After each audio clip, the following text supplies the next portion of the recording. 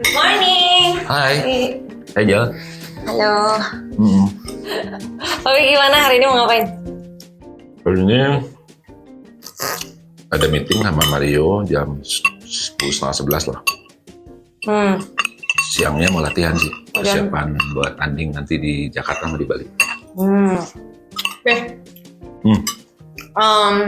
Boleh nggak ceritain lagi soal gimana sih awalnya Papi tuh membangun ekspor?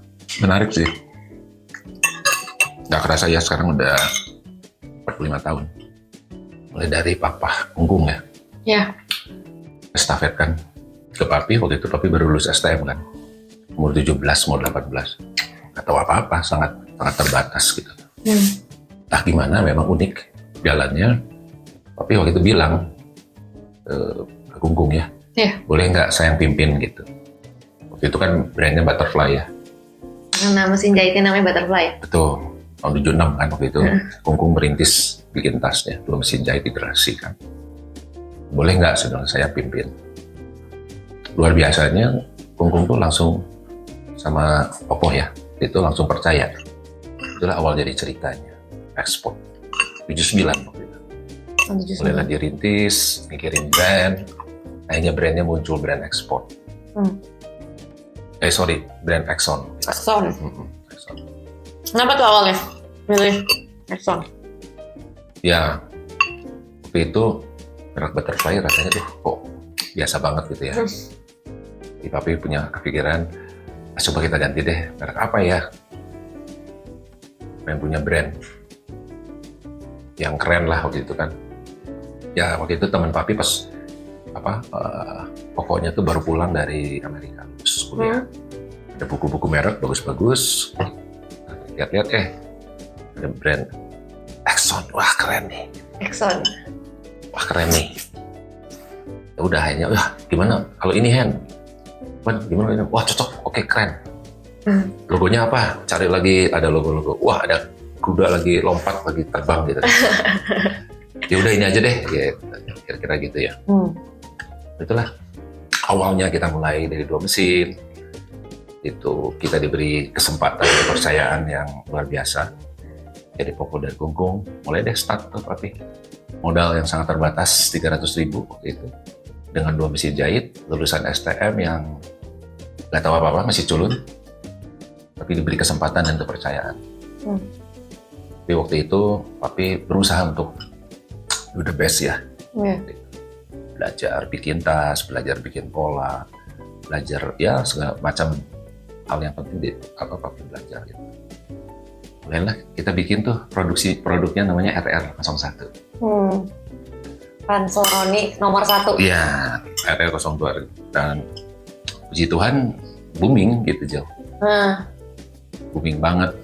Papi order kan ke toko-toko, wah sambutannya luar biasa. Berkembang. Akhirnya kamar Papi pun jadi gudang, kamar Unggung Popoh juga jadi tempat kerja. Kita bangun mes angin loteng gitu kan. Satu masa Papi itu tidur di ruang tamu. Karena kamarnya udah Saking berkembangnya, wah kita semua space dimanfaatkan. Pas itu apa yang membuat tasnya booming? Tadi tahun berapa ya? Tahun 80-an? Ya 80-an. Exxon itu 79 benar-benar istilahnya naik daunnya tuh 82, 83 lah. 82, 83 dan namanya sudah jadi ekspor ya? Belum. Itu masih ekspor. Nah, ekspor itu gantinya tahun 83. 83. Karena digugat waktu itu. Jadi ekspor itu adalah Exxon Sporty ya? Iya. Karena digugat, ya udah. Tapi bikin lagi kasih merek apa ya? Dimana Exxonnya kalau bisa masih tetap ke bawah. Ya udah kita ambil X-nya kan. X-nya. Apa? Ekspor. Iya.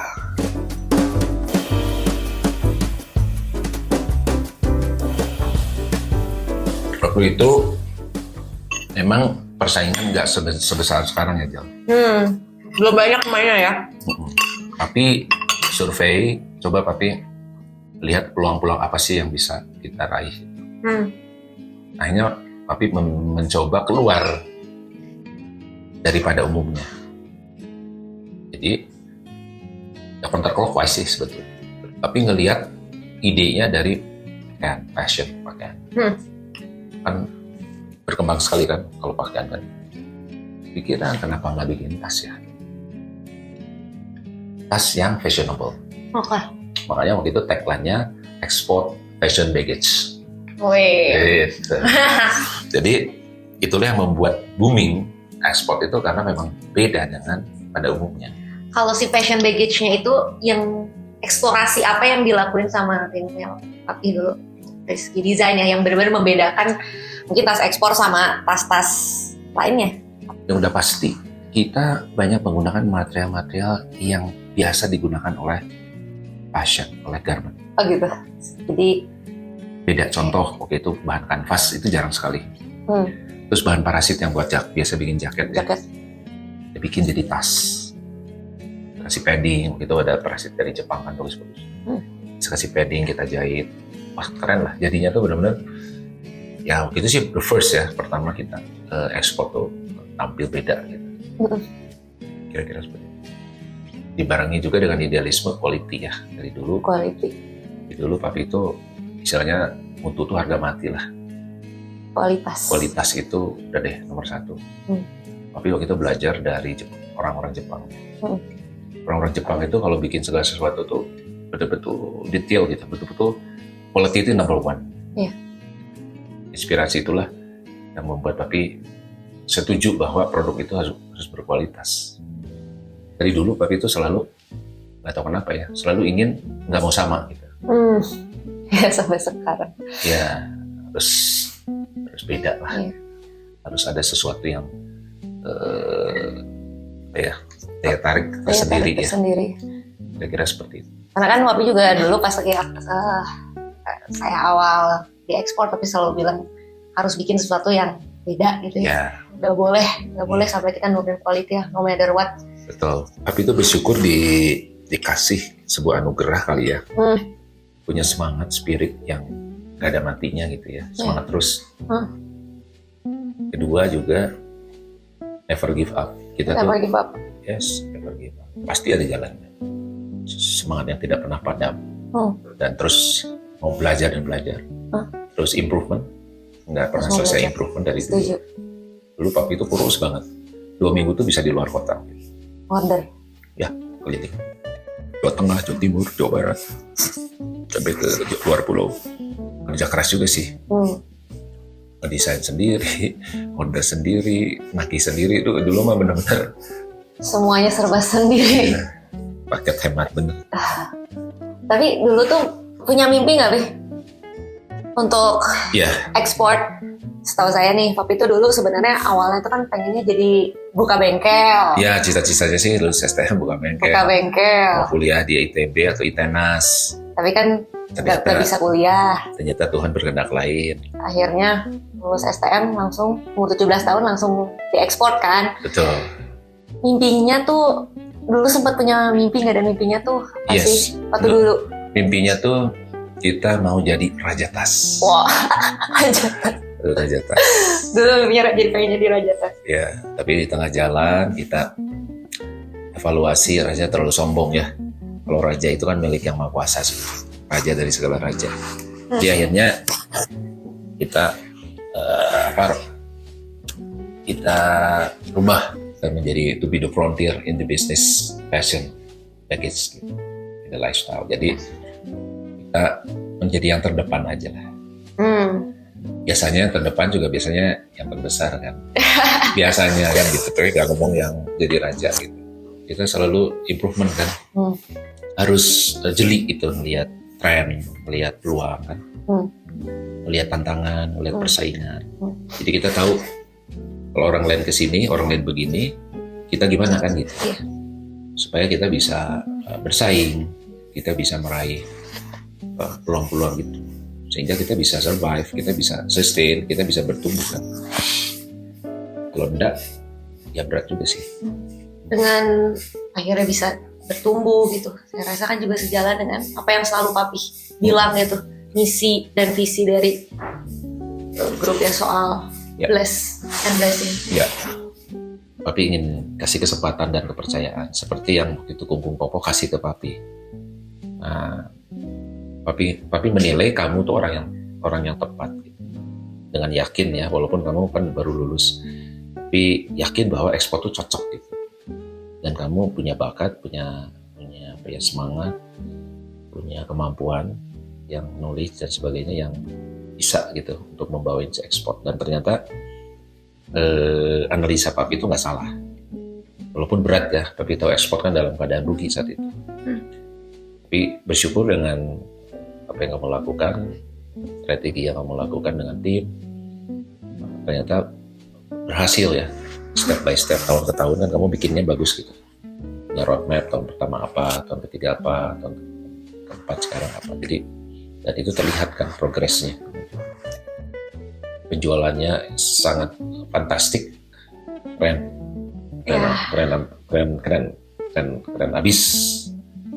Semangatnya harus tetap dijaga ini. 3 tahun yang lalu awal-awal di ekspor ada satu momen di mana saya tuh jadi bener-bener terinspirasi sebenarnya. Karena waktu itu kan abis baru beres kuliah, Iya. terus dikasih kesempatan sama Papi untuk bisa diekspor, fokus di ekspor. Iya. Cukup challenging juga, Struggle ya. cukup struggle karena bener-bener nggak punya pengalaman bekerja dan akhirnya harus di brand, fokus di brand, dan untuk keadaannya juga lagi nggak baik-baik aja brandnya gitu ya. Tapi ada satu suatu waktu yang membuat saya tuh cukup terinspirasi sih. Dimana waktu itu Papi tuh pernah bilang, yang waktu itu malam-malam, saya tuh bener-bener nggak kuat, akhirnya burn out, dan saya tuh paling nggak mau ngeliatin nangis dan sebagainya itu di depan mami dan papi. Tapi malam itu entah kenapa tiba-tiba wow, cukup I know. ya. Nah akhirnya di momen itu papi datang kan, terus nanya kan kenapa. Terus saya jawab nggak apa-apa. Kenapa nggak apa-apa? Tapi sampai akhirnya saya tanya kan, apa sih yang papi harapin dari brand ekspor ini gitu? Karena jujur saya pada saat itu saya tuh ngerasa kayak Berat gitu ya. pertama berat, terus nggak percaya diri juga gitu, kayak gila kenapa gue gitu, kenapa nggak orang lain aja gitu, masa nggak percaya diri juga sih. Terus kan tanya ke papi, apa sih yang diharapkan dari papi gitu untuk ekspor? Terus papi bilang, harapannya brand ekspor ini tuh harus terus eksis dan jadi dampak dan berkat sebesar-besarnya. Iya betul. Di situ tuh saya ngerasa Iya. ingat banget sih momennya. Maksudnya pas itu tuh jadi dapetin sebuah visi gitu. Yes. Oh ternyata ini tuh bukan hanya sekedar Bisnis lah. bisnis gitu, tapi ada sebuah visi. Yes. Yang mana yang saya tahu dari kecil tuh maksudnya papi selalu ngomongin soal blessing itu kan, bahwa kita tuh harus jadi berkat, kita harus jadi berkat juga gitu. Benar. Jadi di momen itu tuh kayak gini ngebukain mata banget gitu. Itu sih, jadi sampai pada akhirnya nilai itu blessing jadi semangat buat saya gitu. Jadi visi juga akhirnya bisa bareng-bareng sama tim ngebawain ekspor. Sampai sekarang kita rebranding, masih banyak yang belum sempurna, tapi ya puji Tuhan bertahan lah ya. Gak bangkrut. Nah ini sekarang papi mau nanya nih, kalau kamu punya mimpi apa kamu buat ekspor ke depan? Mimpi saya buat ekspor, pertama bagaimana brand ini tuh bisa jadi top of mind, bukan hanya di Indonesia tapi juga di luar negeri gitu. Kenapa enggak ada brand Indonesia tuh yang jadi top of mind di luar negeri gitu untuk tas ya.